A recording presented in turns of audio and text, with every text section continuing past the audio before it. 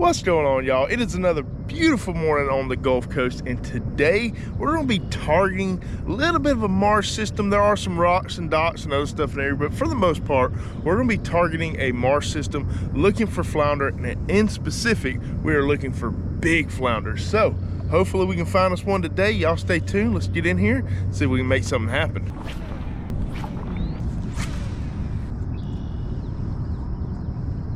Oh, good dump. Good dump. There we go. First fish of the morning. It's looking like a flounder. Come on, come on. It is. Oh, little guy right there. But that is the intended species. Did not take us long once we eased into this marsh right here to get our first bite and to catch him right there on the Dark Night Hoodwink.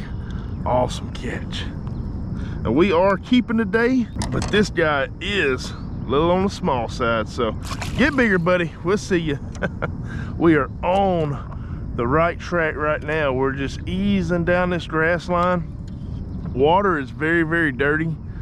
We've had a lot of rain, as it's pretty typical in the summertime, but this lure right here, or in specific, the color of the lure, got that chartreuse tail, black body, got a lot of silver flake in there. It makes it really, really visible in that muddy, chalky water just bouncing along the bottom. Those flounder can see it really, really well.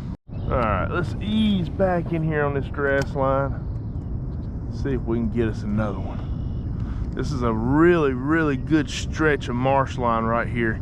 I typically find a couple of flounder coming down this stretch, and it's like a little mini channel right here, and those flounder love, oh dude, I don't think that was a flounder, I think that was trash fish, but yeah, those flounder love to nose up right up into that grass. That might be a fish on there, I'm not sure, so we're just gonna go ahead and set the hook. Nothing there, nothing there. Felt like I was dragging something. Never hurts to check, and there it is right there. Must have had a clump of leaves. Sometimes those flounder will nose up on it, hold on to it, and swim with it. So if you feel anything on your line that doesn't feel like just the jig itself, never hurts to just set that hook. There he went. He thumped it. Got him. Got him. Thumped it right at the boat.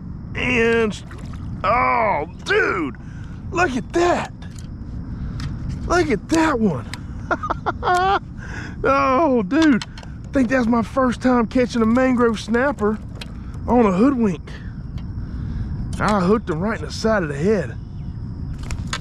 All right, now I do not have a net on me today, so everything's getting boat flipped. See the way they snap with that mouth right there? These guys have got some gnarly teeth. They got some fangs right there, and they will absolutely get you. Some really, really sharp teeth. But this guy is a legal mangrove snapper, so I'm gonna be taking this guy to the house for dinner. What a crazy bycatch of flounder fishing out here. That guy's gonna taste good. All right, let's get back in here. See if we can get back on the flounder. I mean, the mangroves are cool, don't get me wrong, but doggone it, I want one of them big old flounder. I know they're in here. Oh, I just got thumped again. That's either a mangrove or a rock. Rock. Oh man, that's part of flounder fishing right there. You are going, dude. See, I got fish messing with it right now. It's crazy. That's got to be another mangrove. Doesn't feel like a pinfish or anything. I bet this whole bank right here is just loaded with these fish.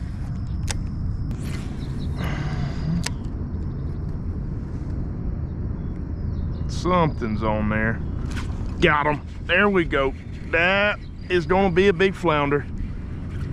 Gonna be a good flounder anyway. Yeah. Come here. Ha ha. Yeah. Boat flip.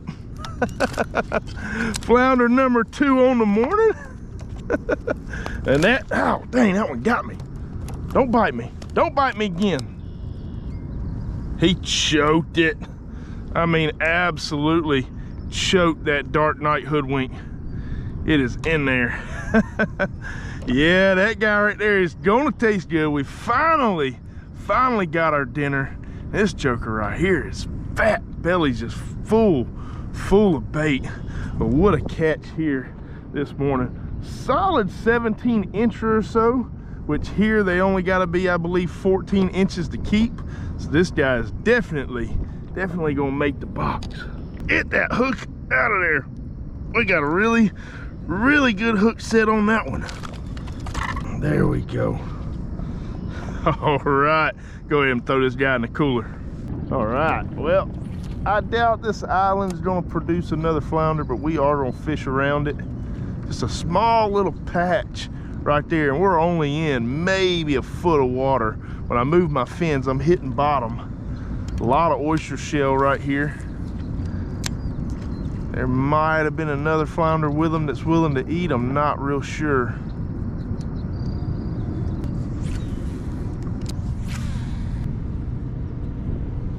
Oh, good thump, good thump. My goodness, yes. All right, we're on them now. He ain't a big one, but man, did he thump. All right, give him my bait back. All right, so that would be a legal flounder right there, but we're not gonna keep him. He's a little on the small side. Let's say I'd like some bigger flounders, so go ahead and let flounder number 3 go. Man, that one did not come too long after hooking the last one. So this right here is what's getting it done. That dark night color combination is deadly in dirty water, which y'all can see it right there. I mean, it just glows coming through the water. Gets picked up really well. I will have these linked down below if y'all want to pick them up. They are absolutely killer for flounder, speckled trout, and redfish.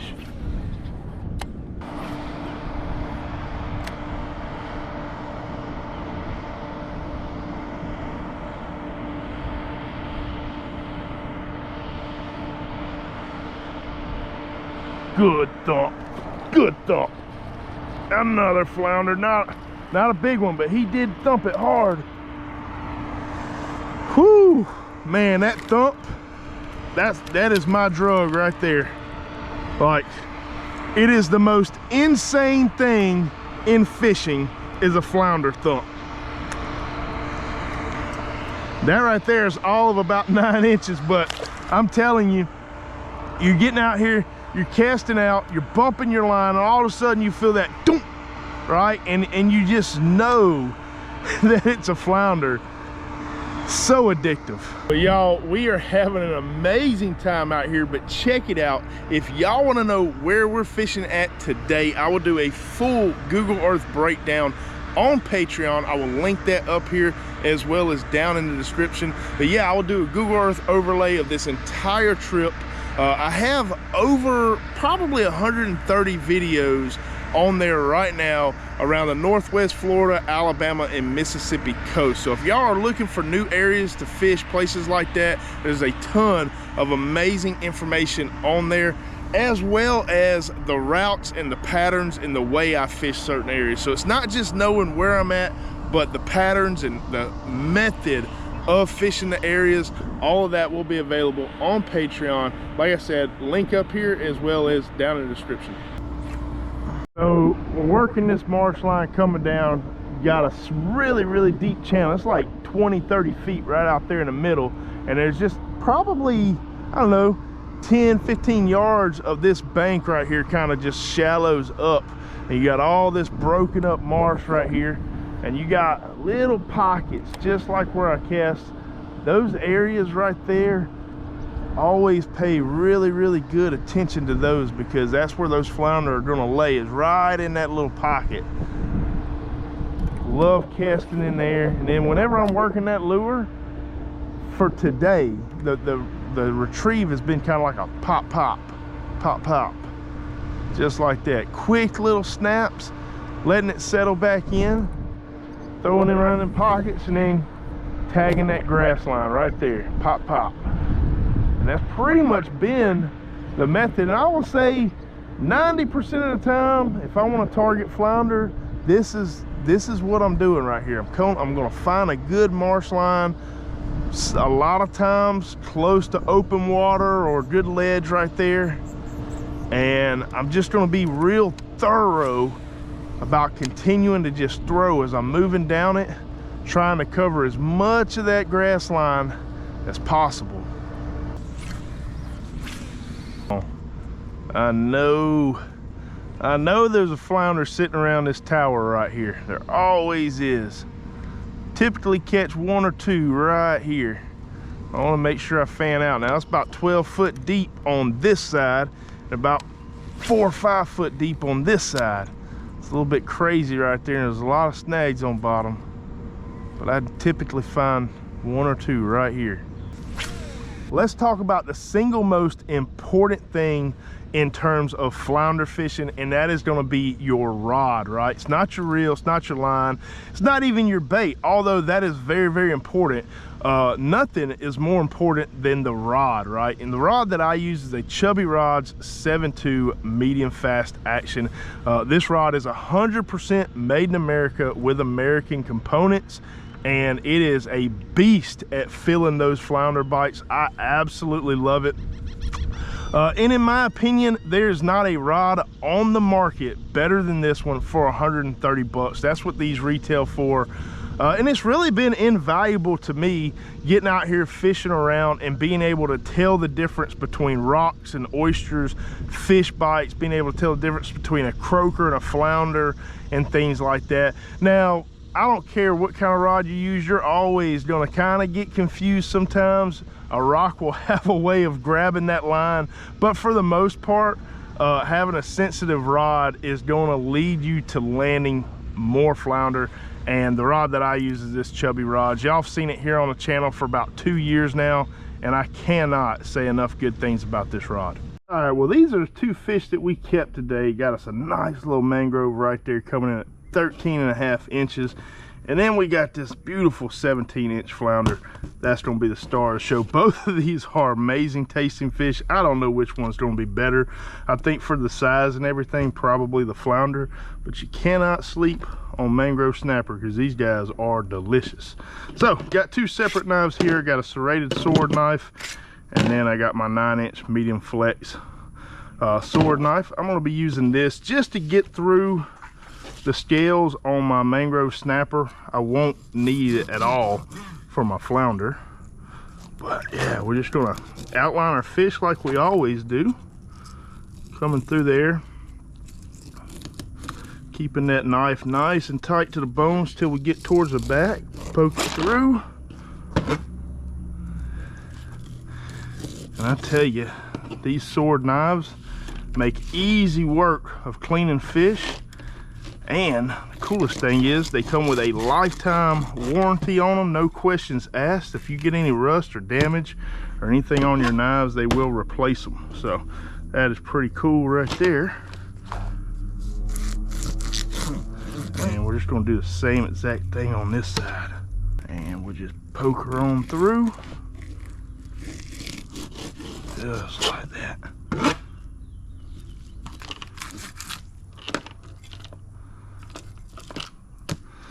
All right, and that is our mangrove snapper filleted out. And y'all can see how beautiful and white that meat is right there. Not a whole lot of blood in them at all. We're just gonna take our non-serrated blade and just work that meat right off of the skin right there. Taking my time, making sure I don't get too crazy and miss a whole bunch of meat. And then with these fillets right here, we're just gonna cut them ribs out.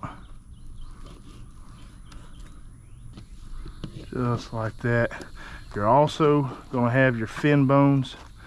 With all of these fillets, you're gonna have fin bones that run right there along the bloodline. And we're just gonna cut us a little V to knock those out. And that right there is a beautiful mangrove snapper fillet. All right, now for the star of the show, this flounder right here. Not really hard to clean. A lot of people, I think, get a little stressed out about cleaning flounder. There's really nothing to it. I do it just like I do any other fish. Come in right there at that angle, and I just swap that knife down. Get that started right there at the head meat. and just work that blade all the way down.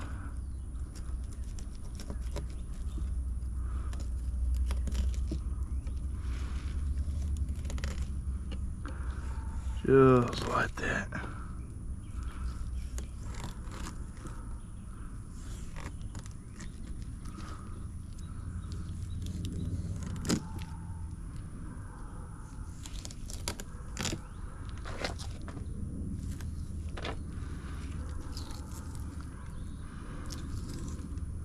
And then we just start opening it up like a book, coming down through there.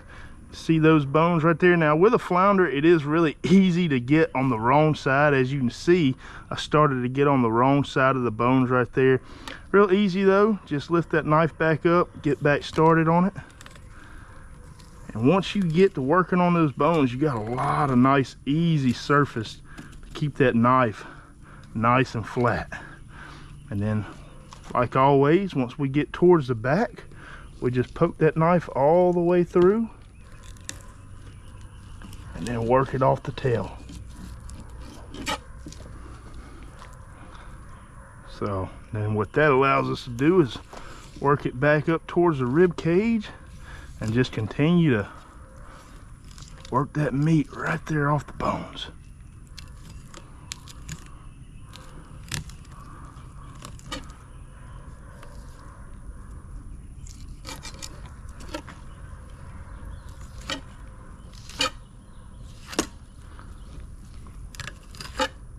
I am not anybody that's super fast cleaning fillets. I'm probably one of the slowest people, but I don't get carried away. I just want to make sure I get as much meat as I can, the best I can. It's not about speed here. It's more about precision.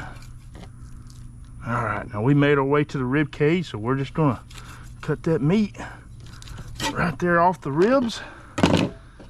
And that right there is a beautiful, beautiful slab of flounder.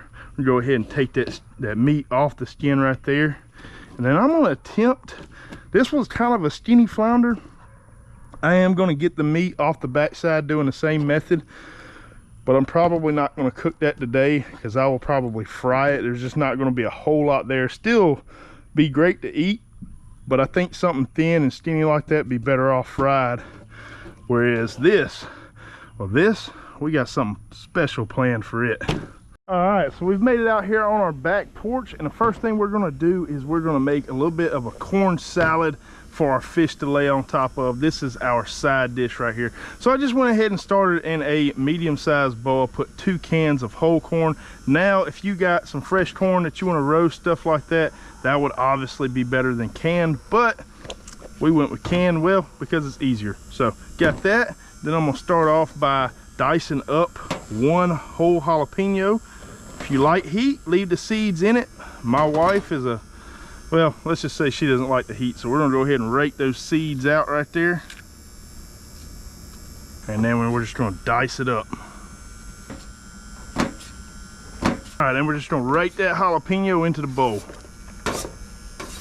Now we're just gonna take 1 red onion, and we're probably only gonna put about 1/4 of a big red onion in there. Them onions out of here. About that right there should be plenty. We got us some cilantro right here. We're just gonna chop that up as well. Dump that in there. All right, let's scoop that cilantro in there. About like that, should be plenty. Now all of this for me, it's all about eyeballing it. I don't measure anything. I ain't got time for that. And if y'all want to, y'all can save this cilantro, but you better use it fast because it don't stick around long. We got some cotija cheese. I don't know how to say that, but it's Mexican cheese. And we're gonna go in with about 1/4 cup or so. I think that'll be fine. That's probably more like 1/2 cup. Yeah, we like cheese. That'll go. We got us some sour cream, about 1/4 cup of that. And we're also gonna go in with 1/4 cup of mayo. I wanna try to keep it equal parts mayo to sour cream. Just like that. And then we are gonna start the folding process. One more ingredient we're gonna add to this is some fresh squeezed lime. Just wanna go ahead and incorporate all of that together. And I mean, you can season it with salt and pepper here, but because our fish is gonna lay on top of it, we're gonna be blackening that flounder and that mangrove snapper. So I'm not really gonna season this. I don't wanna have, you know, my food dish too salty or anything like that. So I think that is just about perfect. Garlic powder probably go pretty good in here as well. Let's do a little bit of a taste test. That's money. I still gotta add that lime though. Got to have the citrus element.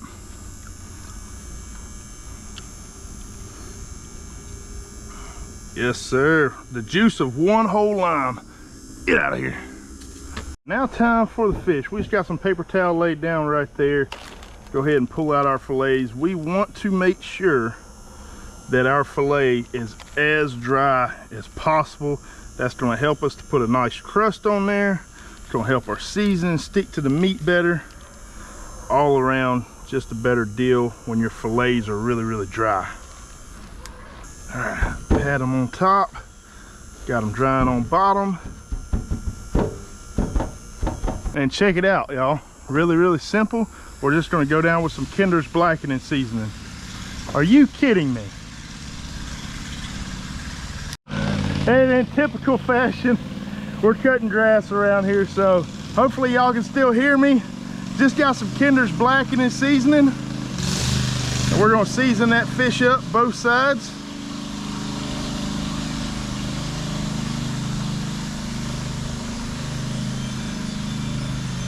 You ain't got to go light on this seasoning either. You can lay it down pretty good.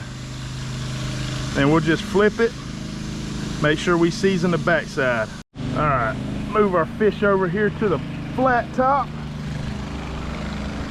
Now, I'm using my Blackstone. You can use your grill, you can use your oven, your stove, however you want to blacken or cook these fish. It's perfectly fine. For me, this is just a really, really easy, clean way to cook fish. I'm just gonna take me a little bit of olive oil, lay it down, and now I do have this Blackstone about as hot as it will get. Now, lay that down. It will not take long at all for this fish to cook, maybe 3 to 5 minutes on each side. All right, looking like we're good to flip right here. You can see that color starting to climb through the fish. Oh, hold on. Don't get crazy, Nate.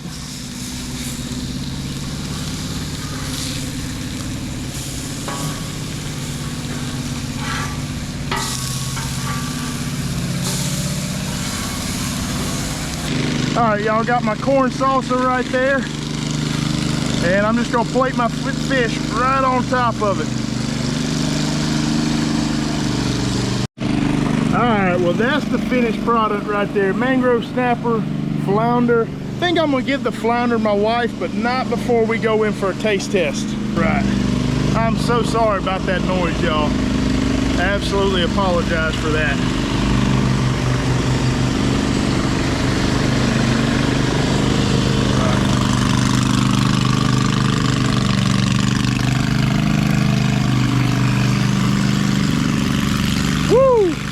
That's good. So good.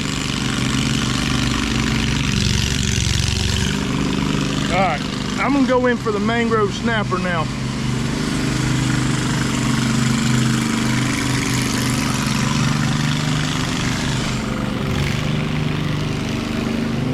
The mangrove's better.